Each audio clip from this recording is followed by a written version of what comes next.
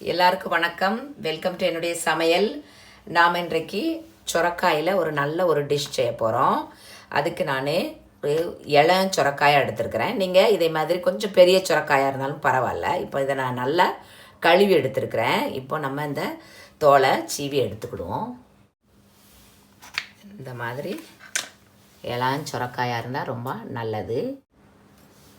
நல்லா நான் கழுவி எடுத்துருக்கிறேன்.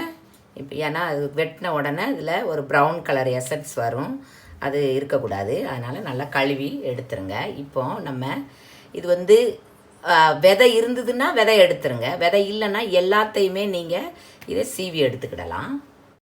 இந்த மாதிரி கிரேட்டரில் நீங்கள் சீவி எடுத்துக்கலாம். இதை விட பெருசாக இருந்தாலும் பரவாயில்ல. இந்த மாதிரி சீவி எடுத்துக்கோங்க. இப்போ நீங்கள் கொஞ்சம் பெருசாக வாங்கியிருந்தீங்க, இது கிரேட் பண்ணும்போது கருப்பாக ஆச்சு அப்படின்னா நீங்கள் நல்லா கொஞ்சம் தண்ணியை பிழிஞ்சு எடுத்துக்கோங்க. நான் தண்ணியை பிழியலை, இது நல்லா உடனே இப்போது செய்ய ஆரம்பிச்சிருவேன். 2 டீஸ்பூன் அளவு நெய் விட்டுவிடுவோம். இப்போ துருவி வச்ச இந்த சுரக்காயை நம்ம நல்லா கலந்துடும். கொஞ்சம் இதை வதக்கி எடுத்துக்கிடுவோம்.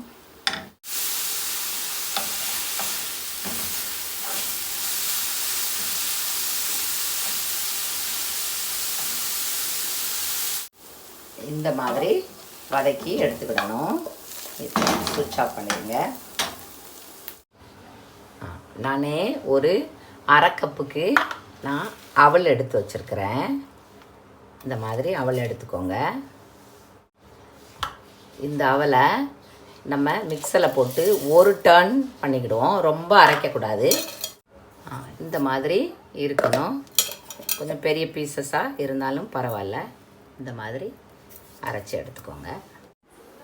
ஒரு அடிக்கனமான பாத்திரத்தை எடுத்துக்கோங்க. நான் ஒரு அரை கப்பு நான் வெல்லம் வச்சுருக்கிறேன். இது சுத்தமான வெல்லம், கல் இல்லாதது.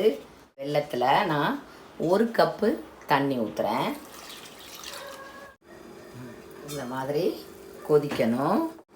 இப்போ இந்த அரைச்சி வச்சுருக்கிற இந்த அவல் நல்லா கட்டி விடாமல் இது நல்லா இந்த அவல் வேகணும். மூடி வச்சு ஒரு 5 நிமிஷத்துக்கு ஸ்லோ ஃபயரில் வேக விடுங்க. இப்போ ஒரு 5 நிமிஷம் ஆயிட்டு இந்த மாதிரி ஆயிரும், வெந்துடும். நல்லா வெந்துட்டு இதில் கலந்துருவோம். இது ரொம்ப டேஸ்ட்டாக இருக்கும். நீங்கள் செய்து பாருங்கள். நல்லா மிக்ஸ் பண்ணிடுங்க. இப்போ நான் கொஞ்சோண்டு கேசர் போடுவேன், அதாவது குங்குமப்பூ ஃப்ளேவருக்காக. ஒரு நல்ல ஃப்ளேவர் கொடுக்கும். ஸ்லோ ஃபயரில் வேகட்டும். ஒரு 5 நிமிஷத்துக்கு அப்புறம் நல்லா ஸ்லோவாக இருக்கணும், இல்லாட்டி அடி பிடிச்சிரும். நீங்கள் என்ன பண்ணுங்கள், நீங்கள் அப்பப்போ செக் பண்ணிக்கிடலாம். இப்போ நல்லா திரண்டு வருது பாருங்கள் அல்வா பதத்துக்கு. நான் 1 கப் பால் இப்போ நம்ம கலந்துக்கிடுவோம். தேவைப்பட்டால் இன்னும் கலந்துக்கிடலாம். நான் பாயாசம் செய்கிறேன். இது ரொம்ப டேஸ்ட்டாக இருக்கும், நல்லா ஹெல்த்தியும் கூட. நம்ம சுரைக்காய் நல்லா உடம்புக்கு குளுமை. இப்போ நீங்கள் ஸ்லோவாக வச்சுக்கிடணும். கொதிக்க வச்ச பால், அதாவது கொதிக்க வச்சு ஆற வச்ச பால். நீங்கள் வெல்லத்தோட பால் கலந்து ரொம்ப நேரம் நீங்கள் கொதிக்க வச்சுட்டீங்க அப்படின்னா அது திரைய ஆரம்பிச்சிரும். நீங்கள் இப்போ ஸ்லோவாக வச்சுக்கிடணும், ரொம்ப கொதிக்கலாம் விடக்கூடாது. நல்லா மிக்ஸ் ஆனோடனே பாருங்கள், இது எவ்வளவு பார்க்க நல்லா இருக்குது, நல்லா ரிச்சாக இருக்கும், டேஸ்ட்டாகவும் இருக்கும். நான் இன்னும் ஒரு அரை கப் பால் கலந்துக்கிடுவேன், ஏன்னா இன்னும் திக்காக இருக்குது. கலந்துக்கிடுவோம். அடுப்பு ரொம்ப ஸ்லோவாக இருக்கணும். பாருங்கள் என்ன அழகாக இருக்குன்னு. நல்லா இருக்கும். நல்லா அந்த சுரைக்காயும் பார்க்குறதுக்கு நல்லா சேமியா மாதிரி இருக்கும். கொஞ்சம் ஸ்லோ அடுப்பில் இருக்கட்டும். கொஞ்சமாக ஏலக்காய் பவுடர் கலந்துக்கிடுவோம். நான் பாலாடை எடுத்து வச்சுருக்கிறேன், அதாவது க்ரீமு. பாலில் இருந்து கட்டியாக க்ரீம் வரும்.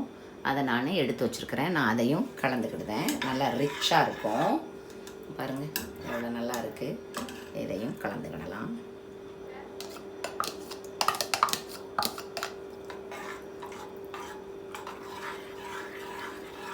நல்லா மிக்ஸ் பண்ணி இது நீங்கள் சில்லாகவும் குடிக்கலாம், நீங்கள் லைட்டு சூடாகவும் நீங்கள் குடிக்கலாம்.